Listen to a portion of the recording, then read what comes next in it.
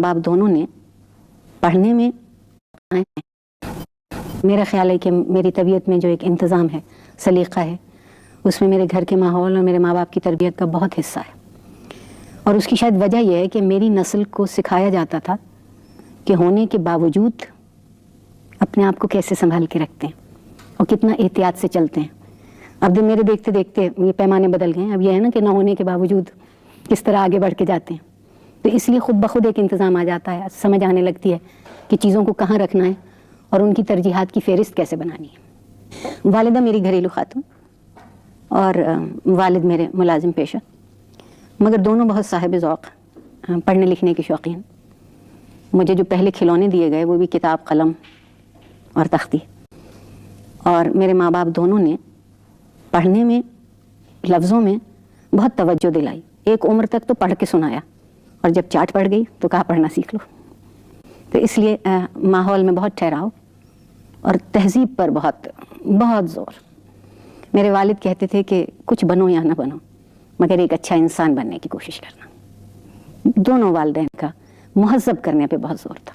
مثلاً اگر آپ اٹھیں بیٹھیں بھی تو سلیقے سے، بات بھی کریں تو سلیقے سے، غصہ بھی کریں تو سلیقے سے، روئیں بھی تو سلیقے سے، آواز اونچی نہ ہو. اور اس میں ایک تہذیب میں انہوں نے ایک بہت اچھی بات ہی سکھائی. میری ماں ہمیشہ کہتی تھی کہ شکایت کرنا تمیزدار لوگوں کا شیوا نہیں ہوتا. اس لیے زندگی کو قبول کرنا آیا بہت بچپن سے. بات کوئی بات ہوتی تھی ایسے، ہم دو ہی بہن بھائی اکٹھے پل رہے تھے. اور یہ بھی کہوں کہ بڑی عجیب بات ہے کہ میرے بچپن میں بہن اور بھائی میں ہماری تربیت میں کوئی فرق نہیں کیا گیا، بلکہ اس کے ساتھ زیادتی ہوئی ہوگی، میرے ساتھ نہیں ہوئی. بچپن میں آدمی خواب تو دیکھتا ہے، سبھی دیکھتے ہیں. میں ابھی تک دیکھتی ہوں. خوش قسمت ہے. اور یہ بھی سوچتا ہے یہ بنوں گی، یہ بنوں گا. کوئی رول ماڈلز اپنی جگہ ہوتے ہیں. تو ڈاکٹر عارفہ سیدہ نے اس وقت کیا خواب دیکھا تھا کہ میں کیا بننا چاہتی ہوں؟ مجھے لگتا ہے میرے اندر اتنی گہری یہ بات کھود دی گئی تھی ہر لمحے کہ ایک اچھا انسان بنو. میں نے کبھی بھی نہیں سوچا تھا کہ میں ایک صاحب معاش اور پیشہ ور خاتون کی حیثیت سے میری زندگی اختتام کو پہنچے گی.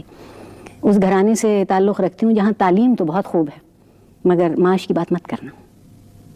میرے والد کو جس غصے میں نے اس وقت دیکھا ہے جب میں ملازمت میں آئی ہوں، اور وہ خط ابھی تک محفوظ ہیں، کبھی آپ کا جی چاہے گا تو پڑھواؤں گی، کہ کیا قیامت کا غصہ تھا کہ گویا جیسے میں نے ساری تعلیم و تہذیب کو چوراہے پہ رکھ کے آگ لگا دی کیونکہ میں ملازمت میں آ گئی. لیکن کس قدر مزے کی بات یہ ہے کہ میری ملازمت کے کوئی 15-20 سالوں کے بعد انہوں نے اسے تسلیم کرنا شروع کیا. اور پھر ایک وقت یہ آیا کہ انہیں میرے کام اچھے لگنے لگے. وہ ان والدین میں سے تو تھے نہیں جو اولاد کو ڈرائنگ روم میں بلا کے کہتے ہیں کہ بیٹا تمہاری یہ خوبی، لیکن ان کے رویے سے لگتا تھا کہ اب وہ مجھ سے اتنے ناخوش نہیں رہے. انہوں نے یہ جان لیا کہ میں نے معاش کو تہذیب کے ساتھ منسلک رکھا، اس سے الگ نہیں ہونے دیا. میں نے بننا، منیزہ ابھی تک میری خواہش ہے، انسان بننا چاہا تھا، ابھی بھی انسان بننا چاہتی ہوں. کچھ بھی کروں انسان رہ جاؤں.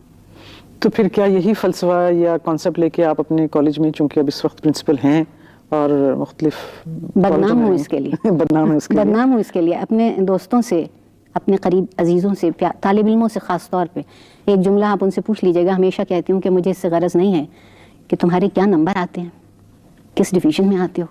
مجھے غرض اس سے ہے کہ تم جو انسانیت کا ایک پیمانہ ہے وہاں کتنے اچھے ہو. وہ مقابلے میں جاتی ہیں، پرنسپل کبھی ان سے نہیں کہتی کہ جیت کے آنا، میں کہتی ہوں شکست کھا کے بھی آؤ تو یہ بتا کے آنا کہ کہیں تمہاری تربیت ہوئی ہے. ڈاکٹر صاحب آپ نے بہت سے یعنی بیرونی ممالک دیکھے ہیں، پڑھا ہے وہاں، امریکہ میں ڈاکٹریٹ کی ہے آپ نے. کیا محسوس کرتی ہیں آپ کہ ہماری تعلیم کا معیار تو خیر اتنا اچھا نہیں ہے جتنا ہونا چاہیے، لیکن اور کیا کمی ہے ہمارے یہاں جو وہاں آپ سمجھتی ہیں بہتر ہے؟ میرا خیال ہے اینڈ وائس ورسا.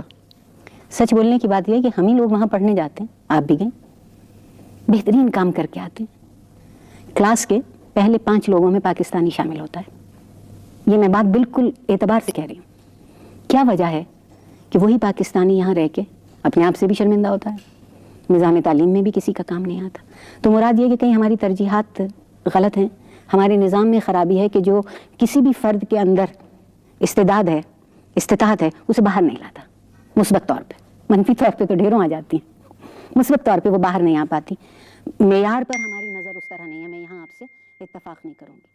شاید ترقی پذیر معاشروں کا یہ المیہ ہوتا ہے کہ ان کی نظر تعداد پہ رہتی ہے، وہ سوچتے ہیں تعداد بڑھے ہو، چاہے اس کے بدلے میں معیار سے تھوڑا سا سمجھوتا کر لیا جائے. اور پھر ہم نے یہ سوچ لیا ہے کہ ہم نے پتہ نہیں یہ کیوں سوچ لیا ہے کہ جو کچھ ہمیں آتا ہے وہ کسی کو نہیں آتا. آپ نے بھی دیکھا ہوگا دنیا میں کیسا کیسا پڑھا لکھا حساس سمجھدار آدمی ہے. ہمارے ہاں جزیروں کی حیثیت سے تعلیم رہ گئی ہے. ہم ایک مضمون کو، ایک شعبے کو دوسرے شعبے سے ملا نہیں پاتے. باہر کی دنیا میں تعلیم جو ہے وہ آپ نے جیسے تعلیم موضوع اور مضمون تعلیم میں پڑھا، لیکن آپ نے تاریخ بھی پڑھی، آپ نے ادب بھی پڑھا، آپ نے میتھڈالوجی بھی پڑھی ہوگی، آپ نے فلسفہ بھی پڑھا، اور پھر سمجھ میں آیا کہ سب چیزیں مل کے ایک بہت بڑا پس منظر اور پیش منظر دونوں کرتی ہیں جس میں آدمی آگے جا سکتا. ہمارے ہاں تعلیم کا نقطہ نظر بہت محدود ہے. تو آپ کے کالج میں جہاں آپ پرنسپل ہیں، کیا کچھ تھوڑا سا فرق ہے؟ بغاوت ہے. کیا بغاوت ہے. مثلاً میں ان منتظمین میں سے ہوں جو یہ کہتی ہوں کہ اصل تعلیم کلاس روم کے باہر ہوتی ہے. وہ 45 منٹ میں جو ہم چند صفحے انہیں پڑھا دیتے ہیں، ضرورت ہے کہ کوئی ایک ایسی جگہ میسر ہو جہاں وہ چند صفحے ان کی سمجھ میں بھی آ سکے. صرف رٹ لینے سے یا جواب معلوم کر لینے سے بات نہیں بنے گی. اس کے لیے ہم نے کئی کوششیں کی. مشاورت کی بات ہے. استادوں کے ساتھ بیٹھو، آپس میں بیٹھو، سوال اٹھاؤ. اکثر میرے بچے، میرے طالب علم، مجھے بہت فخر سے میں کہتی ہوں، کوئی ایک بات لے کے آتے ہیں، کہتے ہیں ہم اس موضوع پہ کچھ کرنا چاہتے ہیں، فلاں آدمی کو بلانا چاہتے ہیں، اس سے سوال کرنا چاہتے ہیں. میں ان کی یہ ساری خواہشیں پوری کرنے کی کوشش کرتی ہوں. ہمارے معاشرے میں خوش نصیبی سے بڑے حساس، سمجھدار، دانش رکھنے والے لوگ موجود ہیں. تو ہم ان بچوں کو کیوں محدود کر دیں کہ یہ صرف انہی سے سیکھیں جو وہاں تنخواہ پا کے انہیں پڑھانے آئیں؟ نہیں، ہمارا کام یہ بھی ہے کہ باہر کی دنیا سے بھی انہیں ملا ایک مطالعہ، اور پھر اس مطالعے پہ بحث. خالی کتاب پڑھ لینے سے کچھ نہیں ہوتا. میں ان سے کہتی ہوں کہ اچھا شعر تمہیں لگتا ہے تو آ کے سنایا کرو، پتہ تو چلے کہ تمہاری سمجھ میں کیا ہے. یہ بتائیے ڈاکٹر صاحب کہ آپ نے پڑھایا بھی ہے جی. اور آپ اس وقت ظاہر ہے ایڈمنسٹریشن میں بھی ہیں، دونوں میں مزہ کس میں زیادہ آتا ہے؟ ذاتی انتخاب کی بات ہو تو پڑھانا بادشاہت ہے. بالکل بادشاہت ہے. اس لیے کہ ایک کچی مٹی کے سے طالب علم آپ کے ہاتھوں میں ہیں اور آپ ان کو جس طرح چاہیں ساخت کر لیں. استاد کا ہاتھ کوئی کمہار کے ہاتھ سے کم نہیں ہے. ان کو سکھا لیں، ان کو نئے معنی سکھا دیں. مجھے آج جب بھی شاگرد ملتے ہیں وہ کہتے ہیں کہ آپ نے پڑھانا چھوڑ دیا ہے، بہت برا کیا، آپ پڑھانا مت چھوڑیے گا. تو مجھے بڑی خوشی